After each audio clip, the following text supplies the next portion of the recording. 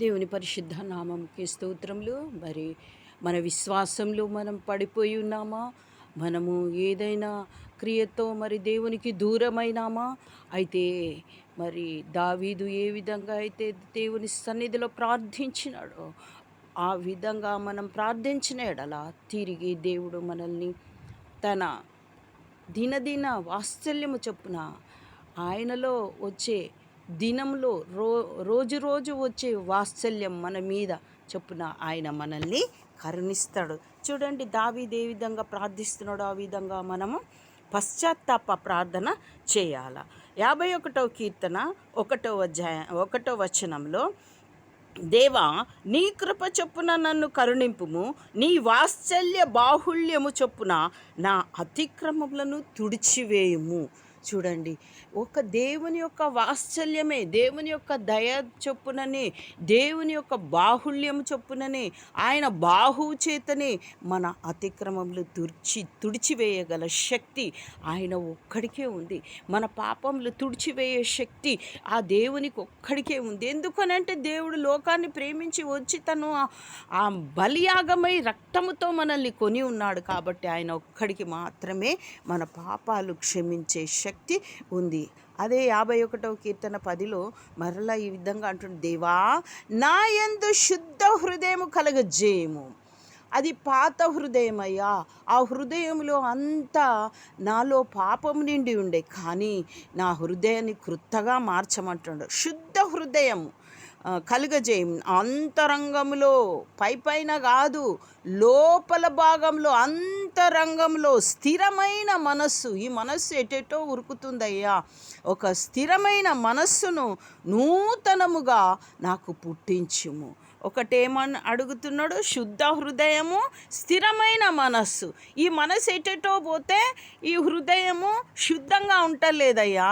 అందుకనే నా మనస్సును స్థిరపరిచి నా హృదయమును శుద్ధంగా చెయ్యు, శుద్ధ హృదయం కలుగజేయము అంటున్నాడు. నూతనమైన మనస్సు నాకు పుట్టించుమని ప్రార్థిస్తున్నాడు.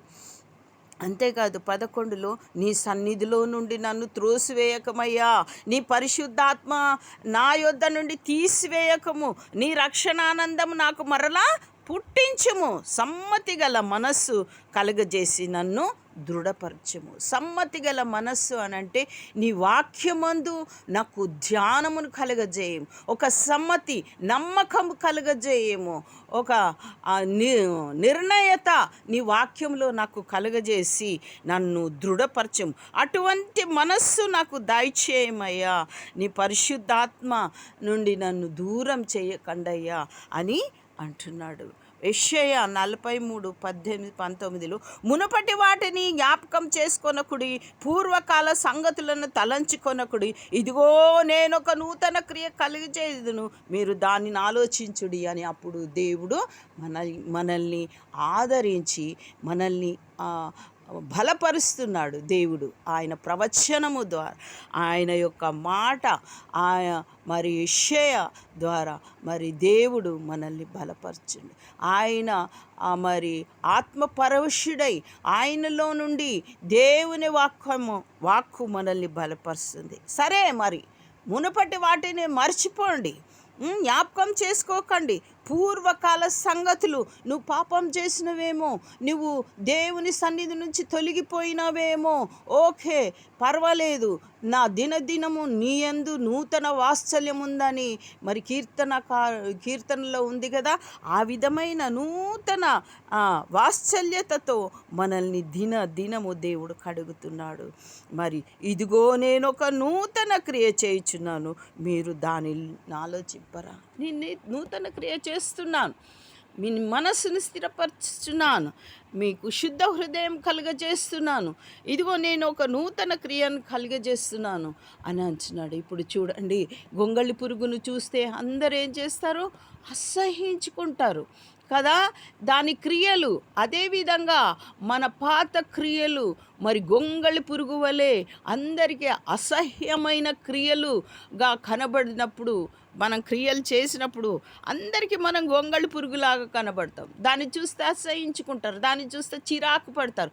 ఆ విధమైన జీవితాన్ని మరి నీవు బైబిల్ మార్గంలో బైబిల్ చదివినప్పుడు బైబిల్లో నుండి వెలుగు వచ్చి మరి నీవు రూపాంతరము చెంది సీతాకోక చిలుకగా మారుతావు.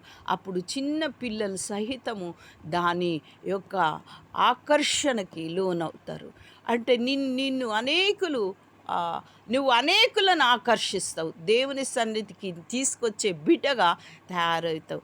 ఆ విధమైన నూతన క్రియ దేవుడు మనలో చేయబోతున్నాడు. ఎప్పుడు దావీదు వలె మనం పశ్చాత్తాపం పడి దేవుని సన్నిధిలో ఆ పాపమును విడిచివేసినప్పుడు దేవుడు మనకు మరలా సమ్మతి గల మనస్సు కలుగచేసి మనల్ని ఆయన రక్షణతో అలంకరించి మనకు ఒక నూతన క్రియ మన హృదయంలోను మన మనస్సులోను ఆయన పుట్టించే శక్తి. ఆ స్థిరమైన మనస్సు అంటే స్థిరముగా ఉండే మనస్సును మనకి ఇవ్వగలుగుతాడు.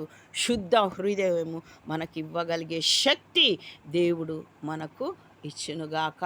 అటువంటి జీవితం సీతాకోక లాంటి జీవితాన్ని, అంటే సీతాకోక ఏ విధంగా ఇదవుతుంది అంటే తన చుట్టూ ఒక గూడు కట్టుకొని, అదేవిధంగా మనం కూడా ఒక గదిలోనికి వెళ్ళి వ్యక్తిగత ప్రార్థనతో మరి బైబిల్ చదవడంతో ఆ వాక్కు మనల్ని ఏం చేస్తుందంటే రూపాంతరం చెందించే మరి ప్యూపాదశ నుంచి మనల్ని సీతాకోక చిలుకగా మారుస్తుంది. దేవునికి స్తోత్రం.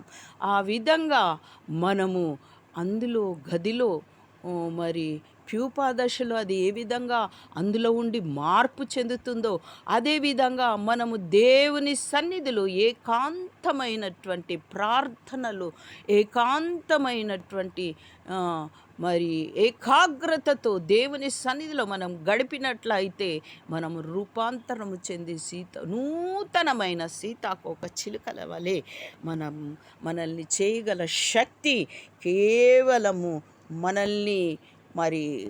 మనల్ని పుట్టించిన దేవునికి, మనల్ని సృజించిన దేవునికి ఆదికాండంలో ఉంటుంది. ఆయన వాయువు ఊదగా మనం జీవాత్మ, ఆయన జీవవాయువు ఆయన ఊదగా మనం జీవాత్మ ఆయనము. మరలా మనము పాపంలో తినొద్దన్న పండు తిని నశించిపోయిన తర్వాత మరలా ఆయన తన వాత్సల్యతను, తన బాహువాత్సల్యత చేత కదా నన్ను కరుణింపు, నీ వాత్సల్య బాహుళ్యము చొప్పున. ఆయన బాహుళ్యము అనే ఆయన సిలువలో తన బాహుళ్యమును అంటే తన చేతులు చాచి మేకులు కొట్టబడి మరి ఆయన రెక్కల చాటున ఎంతగా ప్రేమించినాడంటే తన రెక్కలను సిలువలో కొట్టి, తన చేతులను సిలువలో కొట్టి కరుణగల ఆయన బాహుళ్యము చేత మనల్ని కప్పి మనల్ని మరల రక్తముతో కొని ఉన్నాడు. దేవునికి స్తోత్రం. ఆయన బాహుళ్యము యొద్దకు వద్దాం, తిరిగి మన యొక్క పాపమును వదులుకుందాం, మరలా ఆయన యొక్క శక్తిని పొందుదాం, క్రొత్త నూతన మనస్సును కలిగి జీవిద్దాం. సీతాకోక చిలుకల వలె అనేకులను ఆకర్షిద్దాం, దేవుని సైన్యంగా నిలుద్దాం, దేవుని పని చేద్దాం. దేవునికి స్తోత్రం. దేవుని రాజ్యమును కట్టుదాం. ఆమేన్, ఆమేన్, ఆమేన్, ఆమేన్, ఆమేన్.